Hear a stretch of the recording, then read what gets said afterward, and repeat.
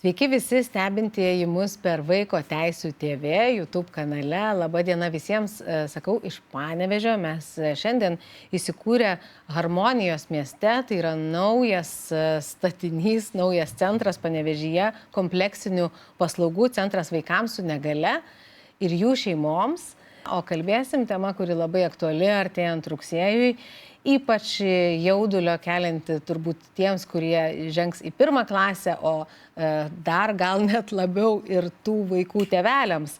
Tai šiandien ir pakalbėsim apie tai, kaip 1 klasės pradžią paversti ne išbandymu, o gera patirtimi tiek vaikui, tiek ir tėvams. Ir aš esu Živilė Kropaitė, žurnalistė, moderuosiu šitą pokalbį, o su manimi yra 3 puikūs pašnekovai. Arčiausiai manęs įtraukties švietime centro autizmo spektro sutrikimų grupės vadovė Gintarė Šatė. Labadiena. Šalia jos yra vaiko teisių gynėjas Dovaras Nevardauskas. Sveiki. Sveiki, ačiū, kad esat. Su mumis taip pat yra Panevėžio visuomenės sveikatos biuro vaikų ir jaunimo sveikatos stiprinimo skyriaus vedėja Sandra Lukoševičienė. Labadiena. Gal, Sandra, nuo jūsų pradėkime, aš galvoju, pasakykim bendrai, ar jums matytųsi iš šono tiek, kiek bendraujat su vaikais, bet labiau tėvais. Ar ten sudeda tėvai akcentus artėjant rugsėjo 1? Ar yra nors kiek dėmesio ir tai vadinamai, kaip mes čia įvardėjom, emociniai sveikatai, o ne vien trintukams, pieštukams, penalui ir kupriniai? O gal ir reikia tik tai ten sudėti dėmesį, kaip jums atrodo? Iš tikrųjų labai vairiai, kaip ir mes patys turėjom vaikus. Kažkada irgi rūpesčio buvo ir išleisti juos į mokyklą. Tai galbūt sunkus tas pasiruošimas yra, kada gal per vėlai pradeda ruoštis tai mokyklai.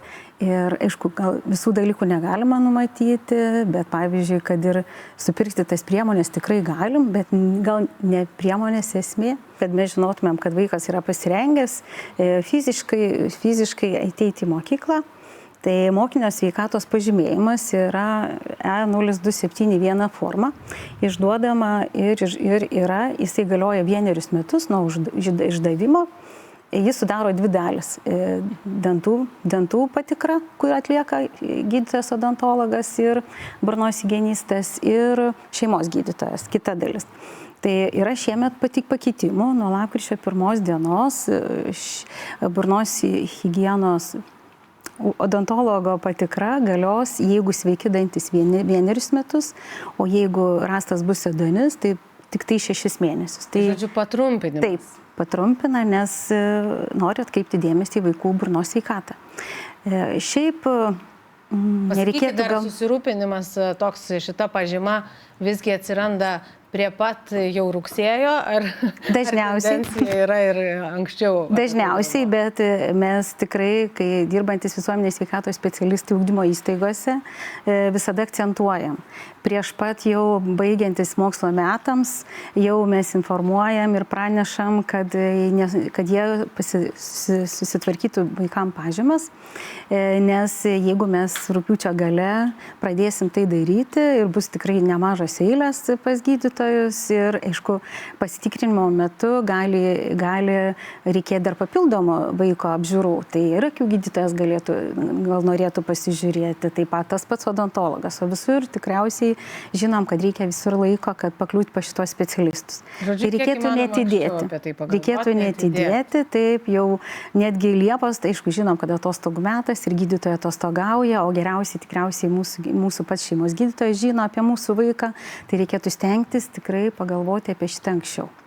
O dar truputėlį pasakykit tą momentą apie dantis ir apie ankstinimą patikrų, jeigu, kaip sako, dantis sugenda. Ar tai yra atsiradę žinant, kad visgi prastėja dantų priežiūra ir dažniau reikia patikrinimų, dažniau taisyti dantis? Koks čia yra, kokia yra priežastis? Tai iš tikrųjų tikrai nebereikalo.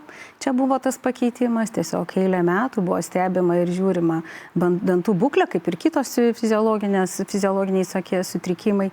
Tai ir nuspręsta, kad visgi retai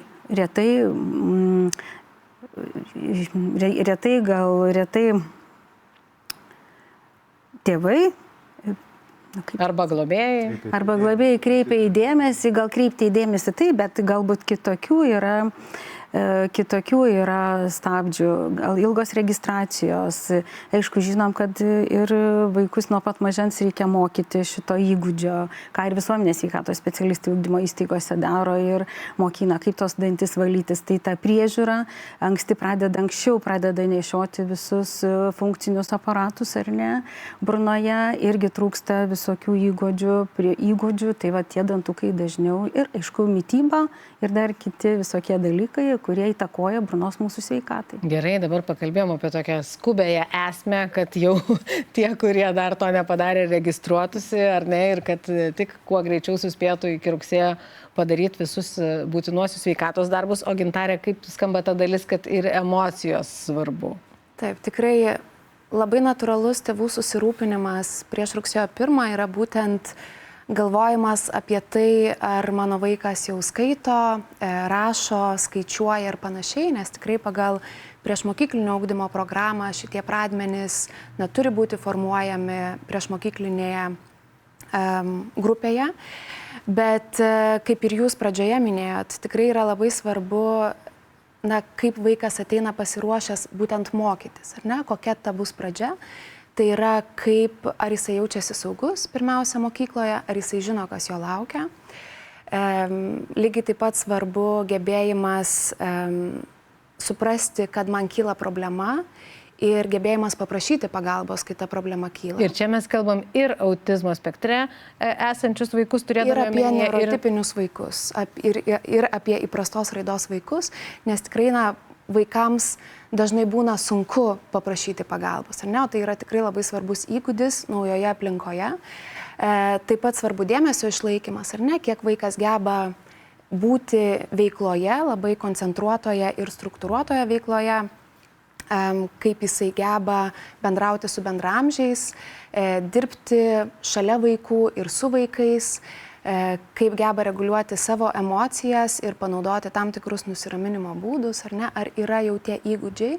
Tai šitie, aišku, įgūdžiai tikrai yra ugdomi priešmokyklinėje ugdymo grupėje, tai įprastos raidos vaikams tai yra toks labai labai natūralus procesas. Bet kalbant apie vaikus, kurie yra, sakykime, šiek tiek jautresni, turi specialių ugdymosi poreikių, kaip autizmas, emocijų elgesio sutrikimas ar kiti raidos sutrikimai, tai tas pasikeitimas yra labai daug iššūkių keliantis tiek vaikui, tiek žinoma ir tėvams. Tai ar tai tada reiškia, kad daugiau reikia ruoštis tiems, kurie yra neuroįvairūs arba turi, pavyzdžiui, autizmo spektro sutrikimą, anksčiau ruoštis mokyklai? Kas čia slypi per tiesą? Tai rugsėjo 1 nėra mokyklos, yra mokyklos pradžios startas, ar ne, bet lygiai taip pat tai yra ir pasiruošimo etapo pabaiga. Tai tas pasiruošimo etapas iš esmės turėtų vykti jau, mes rekomenduojam jau nuo birželio mėnesio, ar ne, mes turim 3 mėnesius tinkamai paruošti vaiką mokyklai. Vėlgi, tikrai nerekomenduojame tapti, mokytojais namuose ar ne ir mokytis ten skaityti, sėdėti prie staliuko. Visgi nerekomenduojam? Nerekomenduojam, tam tikrai, vasara yra skirta poilsiui, laisvam žaidimui ir panašiai, bet tokiems įgūdžiams kaip savarankiškumas, ar ne, ar aš gebu, užsirišti batus, ar aš gebu susidėti priemonės, kurias mes įsigyjam į savo naująją kuprinę, ar aš suprantu, ko man reikės toje mokykloje ir kokias aš tas priemonės turėsiu susidėti, ką aš turėsiu išsiimti kiekvieną pamoką, ar ne. Apskritai, ar aš žinau, kokia yra mano mokykla. Jeigu, pavyzdžiui, nėra galimybės apsilankyti pačioje mokykloje. O būtų gerai, kad būtų? Būtų gerai, kad būtų ir ugdymo organizavimo rekomendacijose, kurios yra patvirtintos Švietimo, mokslo ir sporto ministro, yra punktas, kad mokykla turėtų sudaryti sąlygas mokiniui turinčiam specialių ugdymosi poreikių apsilankyti mokykloje prieš rugsėjo 1, ar ne, susipažinti, kas yra mokytoja, kas galbūt yra mokinio padėjėjas, jeigu jau yra žinoma, kur yra klasė, kur yra valgykla, kur aš nueisiu į tualetą ir panašiai. Tai va tokie dalykai mažina nerimą, stresą, didina nuspėjamumą ir vaikui atėjus į mokyklą jau tai nėra visiškai nauja aplinka. Taip pat rekomenduojam tėvams tikrai karts nuo karto pakeisti, sakykime, vykimo kažkur krypti, vis pravažiuojant pro mokyklą, apeinant mokyklą, na nežinau, aplinkui ar ne, kad ta aplinka būtų kuo labiau pažįstama rugsėjo 1 dieną. Dovarai, kaip jūs sakytumėt, ar gerai tėvai sudeda akcentus prieš rugsėjo 1, ar nepasigendat kokio nors emocinio intelekto būtinybės? Gintarė, ar ne?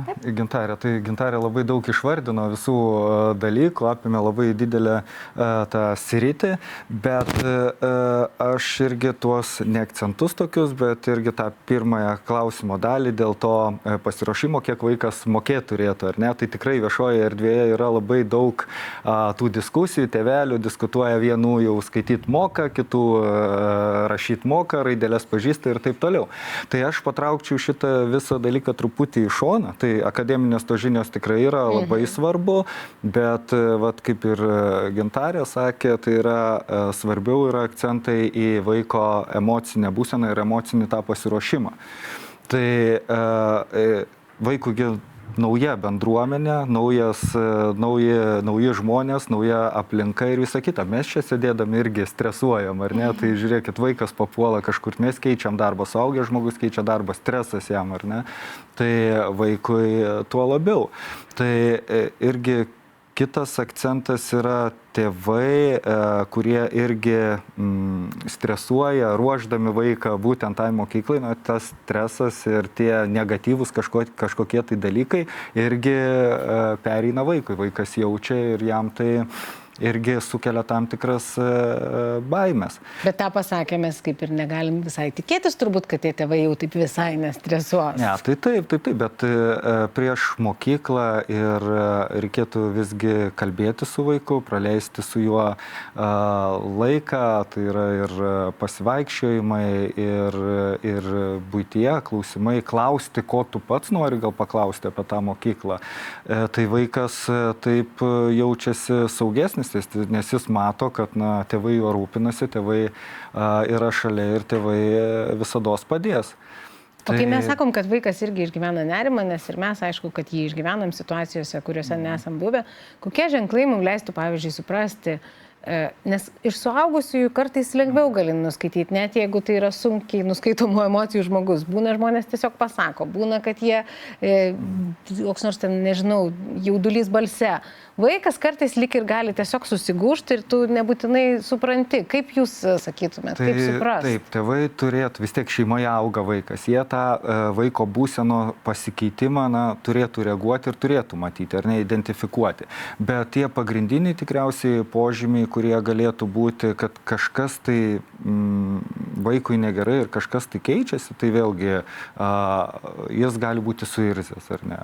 Pernelyg jautrus, pernelyg tylus, pernelyg kalbus, norėdamas suslėpti tam tikrą nerimą. Nežinau, gali skųstis vėl kažkokiais tai galvos skausmais, pilvos skausmais, nors medicininių kažkokių tai indikacijų nėra. Tai va šitie požymiai jau turėtų neraminti tėvus ir turėtų į tai atkreipti dėmesį. Truputį grįžkim prie to, ką sakėt, kad jeigu vaikas ten suirzęs ir daugybė kitų požymių, tai gali rodyti, kad jam reikia tam tikros pagalbos. Kur yra riba, kur dar tėvai gali padėti, kaip atrodo? Čia aš suprantu, kad jau klausimas toks tarsi psichologam, bet vaiko teisų specialistai kartais ir tokią rolę apsiėmė. Kur tada riba, kada jau tikrai reikia specialisto pagalbos, o kada dar tėvams palavinti įgūdžių užtektų? Tai kaip ir sakiau, tie simptomai, tie simptomatika dėl tų visų dalykų, bet tai jeigu tęsiasi ilgą laiką ir vaiko būsena negerėja, o ji tiesiog netgi prastėja, pradeda kankinti nemigą, ar ten vaikas kategoriškai atsisako eiti į mokyklą, kategoriškai nenori eiti į mokyklą, gal netgi ir medicininiai kažkokie simptomai prasideda, tai nereikėtų numoti ranką ir sakyti, praeis. Nepraeina, reikia kreiptis pagalbos ir žiūrėti, ką tokiu kaip išspręsti šitą problemą. Pagalbos tai į, pavyzdžiui, psichologus. Pagalbos, žiūrint, kur jeigu vaikas jau pradėjo eiti į mokyklą, tai gal tada ir jam ten pirmosios savaitės labai sudėtingos ir ta būsena jo nėra gera, tai galima kreiptis į pačią mokyklą, į mokytoją, ieškoti tų rizikos taškų, kur ten kas yra blogai ir padėti atliepti tą vaiko gerovę. Bet jeigu tai yra prieš mokyklą, tai yra kitos savivaldybės institucijos, kurios teikia pagalbą būtent šeimai, vaikams ir į kurias reikėtų kreiptis. Tai gali būti ir psichologas, ir čia pedagoginė psichologinė tarnyba irgi gali pagelbėti. O jeigu tai yra susijęs su mokykla, jau vaikas mokykloje, tai galima kreiptis būtent ir į mokytoją.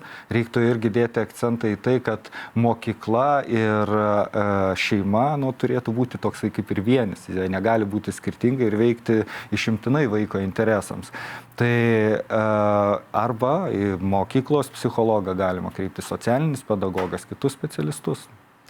Prie Gintarės dar aš noriu grįžti, kai jūs sakėt, kad visgi vienas iš svarbių įgūdžių yra, tarkim, sutelkti dėmesį. Ir iš karto klausydamasi prisiminiau, kad, pavyzdžiui, šiaip man aktuali labai šita tema asmeniškai, nes mano vaikas dabar 1 klasę baigė ir atsimenu prieš ją, jis kadangi lankė darželį, kuris buvo toks laisvesnis Valdorfo stiliaus, miške pabuvimas ir 2 vaikai iš jo klasės yra iš tokio darželio ir tiesiog viena mergaitė paklausta, kaip tau ten 2 savaitę sekasi mokykloje, mamai atsakė, o kaip tu įsivaizduoji, man seksis visą dieną sėdėti prie stalo. Tai ką aš bandau pasakyti, kad kartais, kol neateina tas metas, nelabai ir įmanoma pasitikrinti, kaip tas vaikas, pavyzdžiui, telks dėmesį. Antra vertus, adaptacinis kažkoks momentas irgi svarbu. Svarbu turbūt, ką bandau pasakyti, kiek svarbu tėvam neišsigąsti, net jeigu 1-2 savaitę viskas nelabai sekasi. Taip, 1-2 savaitė, mes kartais galvojam, kad ir visas 1 mėnuo tikrai dažnai yra toks pakankamai chaotiškas, nes susitinka 18, 20, 24 nauji vaikai su skirtingom patirtim, susitinka viename kabinete su vienu nauju suaugusiu žmogumi, ar ne? Tai tikrai tai gali kelti įvairiausių iššūkių tiek mokytojai, tiek lygiai taip pat vaikams ir tėvams, aišku. Kada nereikėtų sunerimti, tai yra tikrai pagal raidos etapus numatyti, pavyzdžiui, dėmesio išlaikymo ir koncentravimo laikotarpiai ir etapai, ar ne, tai tikėtis, kad pirmokas visas ten 45, 1 klasėje yra 35 minutės pamoka, ar ne, kad tikrai išlaikys. Priklauso dar ir nuo mokyklos. Taip, priklauso tikrai nuo mokyklos, kad jau ten pilnai išlaikys dėmesį vienoje veikloje, pilnai koncentruotai, tai tikrai nereikėtų tikėtis, nes lygiai taip pat ir mes suaugę, kur mes turėtumėm gebėti tai padaryti, dabar to nebegebam, ar ne, ir tikrai tas dėmesio perkeliamas į skirtingas veiklas, pažiūrėti, kas pro langą vyksta ir panašiai, yra labai natūralus. Jeigu po 2, 3 ar 4 savaičių tai pradeda trukdyti tokiam kasdieniam funkcionavimui ir mokymuisi, tada jau būtų aktualu lygiai taip pat kreiptis į mokyklos švietimo pagalbos specialistų komandą. O jūs, Sandra, kaip sakytumėt, pavyzdžiui, kas padeda, kokias jūs duodat rekomendacijas Visuomenės sveikatos biuras, turbūt vasarai įsibėgėjant, kokius žingsnius daryti ir žengti, kad, tarkim, sukoncentruoti dėmesį būtų lengviau? Ar visai tas nesvarbu ir ateis savaime? Tai visgi vis tiek, kai kreipiasi į gydytoją, ar ne, į gydytoją vis tiek gydytojas pamato, tas vaikas yra, jisai ir duoda tam tikras rekomendacijas patiem tėvam, ką ir kitų atveju reikėtų elgtis. Jūs čia sakot, kad tiesiog bendrosios praktikos arba šeimos gydytojas tos pažymos atėjus jau gali ir patarti. Iš karto galėtų akcentus sudėti, jeigu mato tikrai, kad jis jautresnis, ką reikėtų daryti ir kaip pasielgti vienu ar kitu atveju. Dar noriu pasakyti, kad tai nėra tik formalumas. Tai gydytoja vis tiek mokinio pažymėjimą išduoda, mokinio sveikatos pažymėjimą išduodant, jie turi patikrinti regą ir klausą ir visus kitus būtinus dalykus, kur padaro rekomendacijas individualias ir tuo labiau įkelia į e-sveikatą, kur ta sveikata, iš tos sveikatos tie duomenys pereina į vaikų sveikatos stebėsenos sistemą, kur prieigą turi visuomenės sveikatos specialistas dirbantis toje ugdymo įstaigoje. Tai yra labai svarbu, tai reiškia, gauna mokykla, ugdymo įstaiga, tai mokykla ir darželis rekomendacijas, ką reikėtų tam vaikui atkreipti dėmesį. Tai gali būti ir sėdėjimo vieta yra labai svarbi, ir fizinio ugdymo grupė parinkta yra. Kiek dažnai iš tiesų atsižvelgiama jūsų duomenimis, kai tokios rekomendacijos ateina? Visada atsižvelgiam. Na gerai, o kokios, tada pasakykim, kokios yra, jeigu reikėtų apibendrinti, dažniausios šiuolaikinių vaikų sveikatos problemos, dažniausi sunkumai. Mes vis girdim apie ten susikūprinimus visokius, dar kažką, kokia yra sėdėjimo vieta, netaisyklinga laikysena, sėdėjimo vieta, aišku, logopedo paslaugos labai dažnai yra ir daugiau pavieniai atvejai yra, jeigu serga vaikas lėtiniam neinfekciniam lygom. Tai yra irgi labai svarbu. Tai savirpos organizavimas. Tai tėveliai tikriausiai žino tą informaciją, kad tikrai nereikia bijoti, kad tas vaikas kažkur tai mokykloje nuklis, pasiklis ir taip toliau. Bet kokiam esant negalavimui mokykloje, atsiradus negalavimui vaikui mokykloje, jis kreipiasi visuomenės sveikatos specialistą. Ir specialistas tada mato būtinybę ir taip dažnai visą laiką paskambina tėvam ir tarėsi, ką daryti su to vaiku. Ir taip pat tie patys požymiai, ne galvos skausmas, pykinimas ir tiesiog nenorėjimas kažko daryti, nemigos prasideda ir šiaip dirglus vaikas, tai irgi mes atkreipiam tą dėmesį, tada bendraujam su tėvais ir sprendžiam šitą klausimą. Jeigu matosi, kad tai yra liga, kad pakilusi temperatūra arba kitas, tai tėvelius visada kviečiam pasiimti tų vaikučių iš darbo. Tai vad, ką norėčiau iš mokyklos, norėčiau pasakyti ir akcentuoti, kad jeigu blogai jaučiasi vaikas namuose, jeigu jisai gulinėja, jeigu jam negera, tikrai negalvokit, kad mokykloje jam pagerės ir jis ten atsigaus arba pagis iš tikrųjų. Tai tiesiog tą vaiką, jeigu yra galimybė palikti namuose stebėjimą. Nes bet kokiu atveju visada reikia tada vaiką pasiimti iš ugdymo įstaigos, nes jis tikrai įsivaizduokit, kad jis jausis blogai, kad ir pakilus temperatūra ir visą.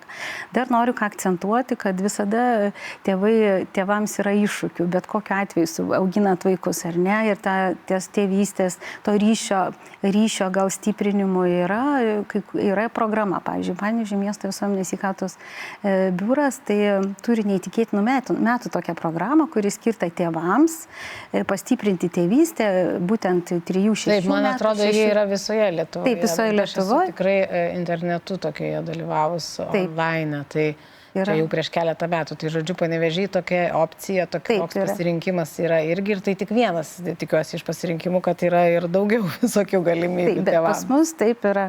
Tai pradeda nuo visuomenės sveikatos specialisto ugdymo įstaigoje ir nepriežiūros vaiko ir su šitom programom, kur mes dirbam grinai su tėvais. Kai jūs dar pasakėte apie sveikatą, man Gintarės noris klausti, tai kad ten pasimkit vaiką iš ugdymo įstaigos, jeigu jisai negaluoja, tai viena, bet kiek gali būti, kad koks nors sakymas, kad nenoriu aš į mokyklą, nes man skauda pilvą ir jis skauda kiekvieną dieną, gali būti ne visai būtinai pilvo skausmas, o užslėptas kitoks sunkumas. Taip, gali būti užslėptas nerimas, kažkokie sunkumai vykstantis mokykloje ar ne, tai gali būti, nežinau, galbūt patyčios, per sunkios arba per lengvos užduotis, apsunkinti santykiai su mokytoju arba bendramžiais, tai įvairūs, tokie psichosomatiniai simptomai gali būti tikrai nerimo išraiška. Tai jau mes galėsim galvoti apie tai, kad, pavyzdžiui, ugdymo įstaiga netinka, ar ne? Gintarė, jūs dirbat įtraukties švietimo centro autizmo spektro sutrikimų grupėje, tai suprantu, kad autizmo spektro sutrikimus turintys vaikai gali eiti ir į bendrojo ugdymo mokyklas, bet tam tikrais atvejais ir į specialiasias mokyklas. Taip, tai yra 3 galimybės, iš esmės, 4, ar ne, Lietuvoje autistiškiams vaikams. Tai yra bendrojo ugdymo mokykla ir bendroji klasė, bendrojo ugdymo mokykla ir specialioji klasė tose mokyklose, kur tokios klasės yra suformuotos. Tada yra mokymas šeimoje ir specialiosios mokyklos. Ne, tai specialiasias mokyklas tėvai, autistiškų vaikų tėvai gali rinktis tik tuo met, jeigu vaikas turi šalia ir intelekto negalią, išskyrus Kauno Prano Daunio ugdymo centrą, bet visose kitose Lietuvos specialiosiose mokyklose intelekto negalia yra vienas iš kriterijų patekti į mokyklą, o visi kiti autistiški mokiniai mokosi bendrojo ugdymo klasėse arba specialiosiose klasėse, kurių vis daugėja. Kiek dažnai, tarkim, vis daugėja, sakot, bet kiek dažnai kreipiasi, ieško pagalbos tėvai, kalbasi su jumis ir bando paklausti, žiūrėkit, viskas formaliai ten atitinka, su specialistais pasikalbėta, specialioji pedagogė su jie ten arba pedagogas pasikalbėta, bet kažkas vis tiek yra negerai ir galbūt yra poreikis galvoti kad ir apie ugdymo įstaigos keitimą. Kiek dažnai atsitinka tokie klausimai apskritai iš tėvų?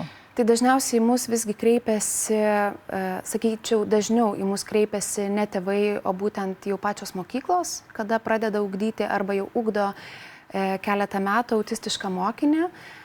Ir yra tam tikri pagalbos teikimo etapai, ar ne? Mokyklos tikrai visos gauna pedagoginės, psichologinės tarnybos pažymas su rekomendacijomis, kaip turėtų būti organizuojamas ugdymas būtent autistiškiams vaikams arba konkrečiam mokiniui. Taip pat mokykla gali kreiptis į regioninį specialių ugdymo centrą, kuriam yra priskirti tam tikri regionai, kurie taip pat teikia konsultacijas ir gali atvykti į mokyklą. Ir yra Lietuvos įtraukties švietime centras, tai ta tokia tretinė pagalba, kur mes lygiai taip pat su komanda vykstam į mokyklą, stebim ugdymo procesą ir teikiam tam tikras rekomendacijas, kaip konkrečiam mokiniui, konkrečioje situacijoje, ar ne, nes kiekvienos klasės dinamika yra skirtinga, kiekvienas mokytojas yra skirtingas, ar ne, tai galvojam, kokie būdai ir metodai moksliškai pagristi galėtų padėti šitoje situacijoje. Jeigu situacija nesikeičia, ilgesnį laiką, tai tas ilgesnis laikas yra, nuo mėnesio iki, sakykime, 6 mėnesių, ar ne, kiek tolerancijos tiek tėvų, tiek vaiko tame yra, tai tėvai kartais priima patį sprendimą, nes tai yra, mokyklos pasirinkimas yra visiškai tėvų sprendimas, ar ne?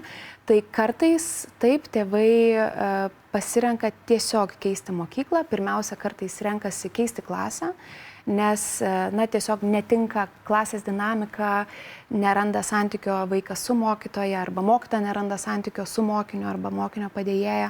Tai pirmiausia, dažniausiai keitimas vyksta toje pačioje mokykloje keičiant klasę.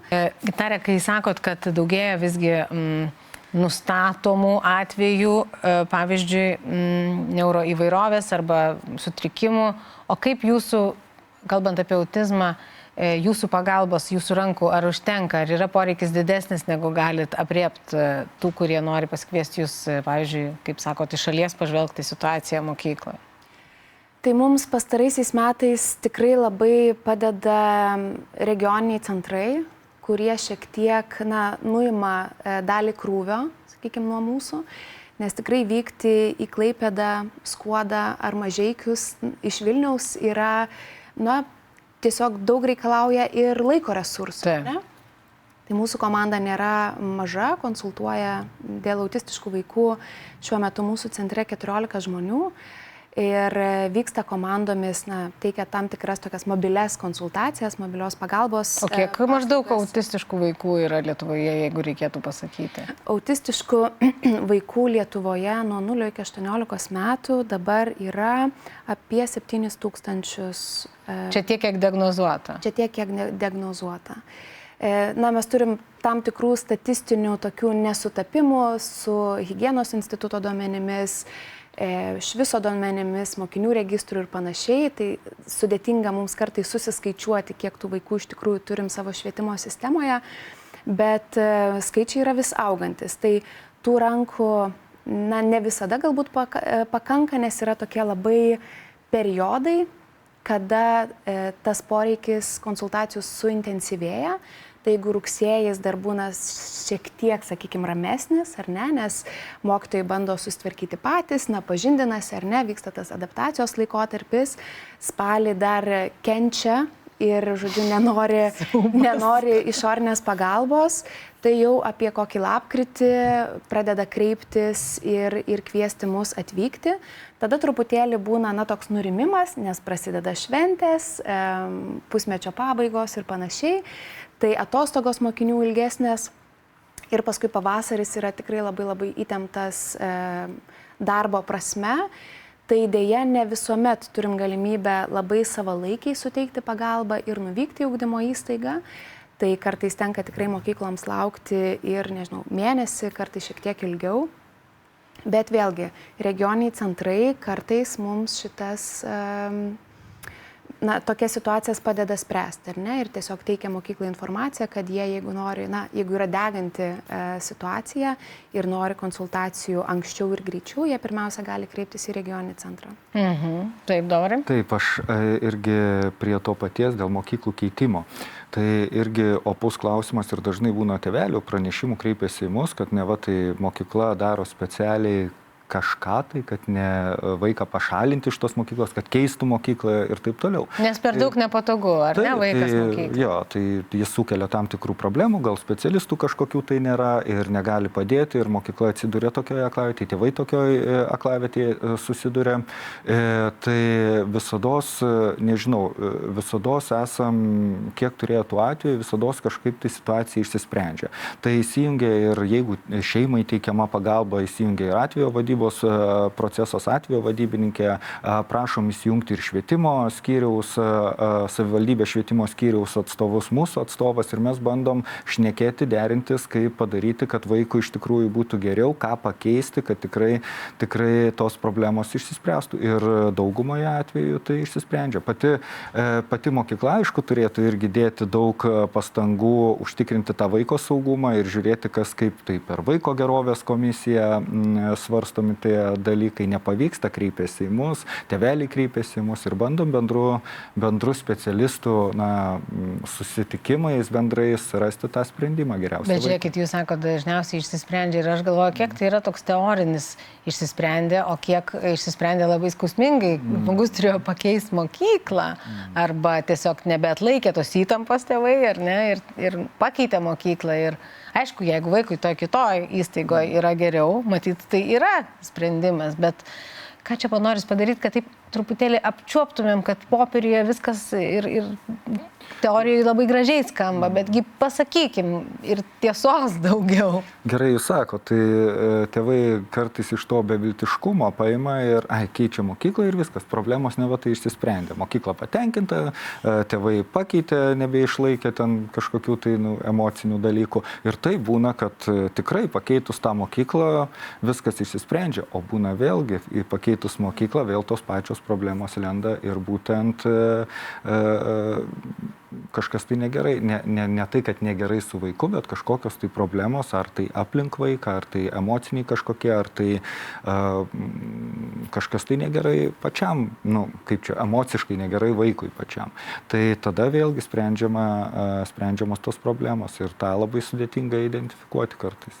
Čia gal aš dar norėčiau paminėti, man atrodo, kad tokie atvejai vis tiek yra dažnesni, kada vaikai turi specialių ugdymosi poreikių ir tokių sudėtingesnių, kompleksinių problemų. Ir kaip jūs minėjote, Živilė, taip tikrai Lietuvoje teisinė bazė yra puikia. Mes viską esam tikrai labai gražiai surašę, visi punktai yra veikiantis, tarptautiniam praktikom pasiremta ir jeigu viskas vyktų taip, kaip parašyta, švietimo sistema neturėtų problemų, bet realybė tikrai, būtent kalbant apie vaikus, turinčių specialių ugdymosi poreikių ir tą įtraukties organizavimą, ne viskas taip vyksta gražiai, kaip yra parašyta. Ir kartais tikrai tie problemų sprendimai būna tokie, na, sakyčiau, paviršutiniški. Grįžkim dabar prie tokio jau labai bendro ir konkretaus patarimo, artėjant prie pabaigos ir prie tų tėvų, kurie išleis rugsėjį vaikus į mokyklą. Ir aš pradėjau nuo to, kad ne raidelės gal turėtų būti akcentas, bet ir emocinis ugdymas. Bet pastebiu, kad pastaruoju metu visas antraštės tai susirenka laidos ir specialistai, kur kas nors labai konkrečiai pasako, kiek visgi reikia, pavyzdžiui, mokėti skaityti. Tai suprantu, kad jūs netiesiogiai esat skaitymo specialistai, bet jeigu taip jūsų iš oro paklausčiau, tai visgi turi vaikas skaityti prieš 1 klasę ar ne? Ir ar tada, jeigu ne, tai ką tada turi būtinai mokėti po vieną patarimą savo, gal net tai yra asmeninė nuomonė, nebūtinai, tarkim, visuomenės sveikatos biuro, jūs turit nuomonę atstovauti, Sandra, pasakykit. Bet kokiu atveju aš noriu grįžti vėlgi į pradžią. Tai, kad mes prieš renkantis mokyklą, jeigu kalbant prieš pirmokas ar ne, kuris ateina į naują aplinką, į naują mokyklą, vis tiek bet kokiu atveju susipažįstam su tais mokytojais. Tai jie teko būti tikrai ne viename ir visuomenės sveikatos specialistai dažnai kiekviename dalyvauja tuose susitikimuose su tėveliais pirmokų ir visada akcentuoja, kiek reikia mokėti skaityti. Man, aišku, nuomonės aš nežinau, kokią galėčiau pasakyti, bet labai individualiai. Ir tie mokytojai iš tikrųjų labai akcentuoja, ką turi vaikas mokėti, ką turi atsinešti į mokyklą, kokias žinias turi atsinešti. Tai koks yra esminis momentas, be kurio nepraeina ne viena rekomendacija? Sudėtinga atsakyti. Nežinau. Galbūt pažinti raidelės tikrai turi. Matot, mes irgi, žiūrint iš kokio irgi regiono ateinam, iš kokio dienos programos, visos yra galbūt vienodos. Kiek darželis paruošia tą mokinį, bet akcentuoja, kad negalima tėveliam patiem mokyti, ta prasme, kiek negalima, bet neakcentuoja, kad jūs būtinai mokėkite skaityti ten. Nes aš suprantu, kad pačioje ir klasėje yra irgi vaikų visokių. Kad ir sakys, pavyzdžiui, kad nemokinkit skaityti arba nereikia, kad jis ten mokėtų skaityti. Vis tiek ateis tie vaikai, kurie jau nuo 5 gal metų skaito. Tai vis tiek yra, mokytoja turi pristaikyti prie tų visų vaikų ir ta programa viena bendra. Tiesiog tas, kuris skaitys, kuris daug visko bus pažengęs, bus tiesiog jam nuobodu, gal net neįsivaizduoju, ką čia patirti. Taip, aš irgi, pavyzdžiui, turiu tokios patirties, kad 1 klasėje viena mergaitė jau iš karto skaitė kaip 7-tokė, bet dėl to nebuvo jai sakoma, tu dabar čia per bendruosius skaitimo pratimus neskaityk, o tu visgi dabar palauk, kol kiti prisivys.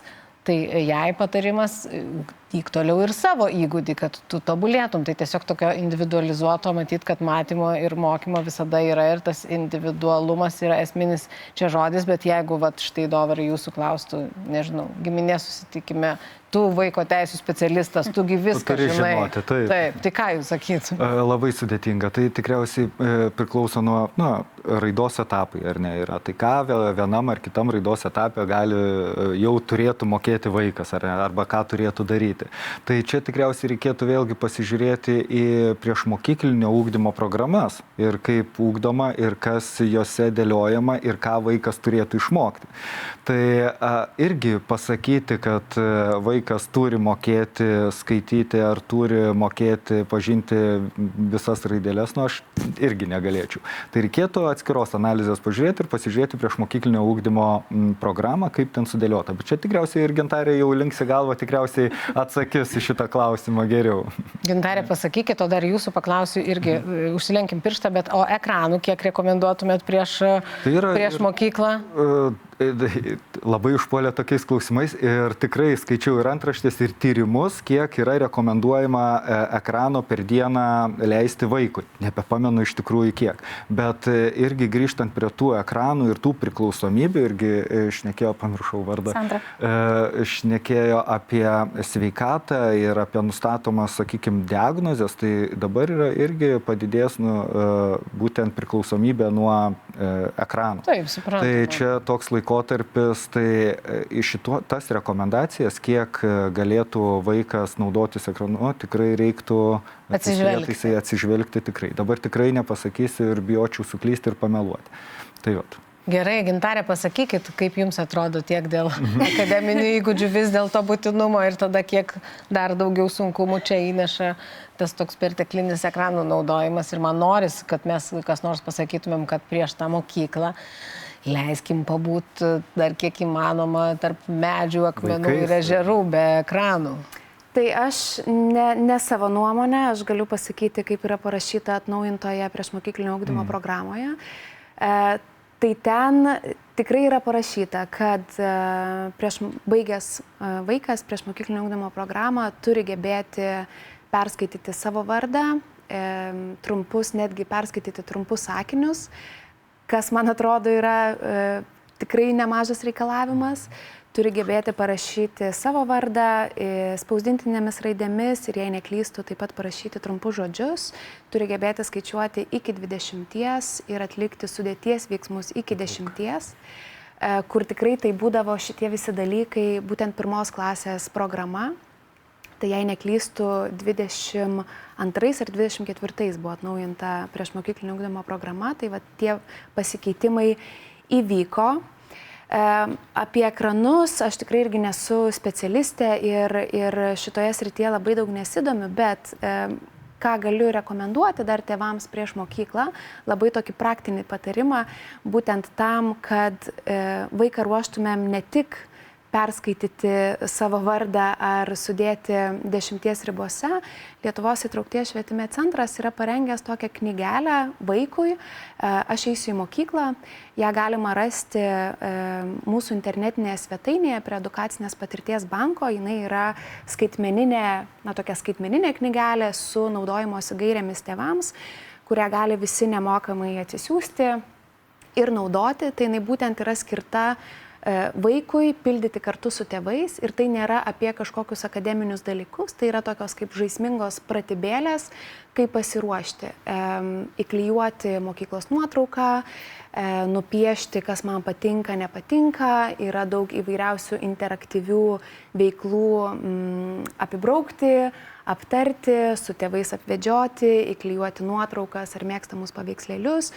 Ten yra tokios užuomenos, kaip pradėti pokalbį su kitais vaikais, ar ne? Čia atėjus į, sakykime, 1 klasę, ypač vaikam, kuriem tampa truputėlį sunkiau bendrauti arba užmėgsti pokalbį, lygiai taip pat yra skatinama įsirašyti ir kartoti prieš rugsėjo mėnesį tam tikras tokias pozityves frazes vaikui, ar ne, kad man pavyks, nieko tokio, jeigu suklydau, galiu pabandyti dar kartą iš naujo. Esam įdėję tokį kalendorių, kur kartu su vaiku, kur kartu su tėvais vaikas gali pildyti tą kalendorių, ar ne, ir matyti, kiek liko iki tos rugsėjo 1 šventės ir panašiai. Tai nors knygelė buvo kuriama būtent atsižvelgiant į autistiškų vaikų poreikius, mes labai sąmoningai to niekur neminėjome, nes manom, kad šita knygelė galėtų puikiai pasitarnauti visiems vaikams ir būti toks ir smagus laiko praleidimas kartu su tėvais ir kartu toks labai praktinis įrankis pereiti pagrindinius klausimus, kurie bus aktualūs atėjus į 1 klasę. Doveras turbūt paliudys, kad daug sunkumų išsisprendžia arba net nekyla, jeigu vaikai su tėvais, o tiksliau tėvai su vaikais, nes suaugusieji atsakingi, yra užmesgę ryšį, tada ir sunkumams atėjus apie juos pasakyti lengviau, matosi, nuskaityti, suprast gali ir tada visos problemos išsisprendžia lengviau. Taip, tai atsakėte klausimą. klausimą. Tai taip, tas tėvų ryšys su vaiku ir mezgasi per pokalbius, per buvimą kartu ir vaikas, matydamas, kad jam atsakoma į klausimus, jis gali kreiptis pagalbos į tėvus, iš karto sukuria tą saugumo jausmą. Tai čia tikriausiai visi tą turėtų žinoti ir visi tą žino. Tik tai sunku, aišku, nes vaikas kalba kitaip. Jis bijo kartais išreikšti savo jausmus arba nemoka išreikšti savo jausmus. Arba moka, bet tėvai yra iš ankstesnių kartų prisimokę nuneigti tuos jausmus ir sakyti nieko tokio, ar ne? Tai, nieko tokio, mokykla nebaisu, pamatysi, viską mes čia tuo išspręsim. Tai Gintarė, reikia man, kad jūs patvirtinumėt, kad taip negalima daryti. Taip negalima daryti, nes tai nebūtinai yra tiesa.